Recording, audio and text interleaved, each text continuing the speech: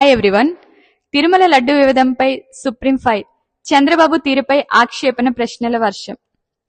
తిరుమల లడ్డు కల్తీ వ్యవహారంలో సీఎం చంద్రబాబు వ్యవహరించిన తీరుపై సుప్రీంకోర్టు ఇవాళ కీలక వ్యాఖ్యలు చేసింది. లడ్డు వివాదాన్ని చంద్రబాబు తెరపైకి తెచ్చిన తీరుపై దాఖలైన పిటిషన్లపై ఇవాళ సుప్రీంకోర్టులో జస్టిస్ బిఆర్ గవాయ్, జస్టిస్ విశ్వనాథన్తో కూడిన ధర్మాసనం విచారణ జరిపింది. ఈ సందర్భంగా సీఎం హోదాలో చంద్రబాబు లడ్డు వివాదాన్ని తెరపైకి తెచ్చిన విధానంపై పిటిషనర్లు సుప్రీంకోర్టులో అభ్యంతరం తెలిపారు. దీనిపై హైకోర్టు తీవ్రంగా స్పందించింది.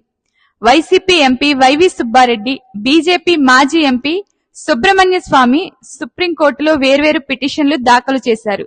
వీటిపై ఇవాళ విచారణ జరిపిన సుప్రీంకోర్టు రాజకీయాల నుంచి దేవుడిని దూరంగా ఉంచాలని వ్యాఖ్యానించింది.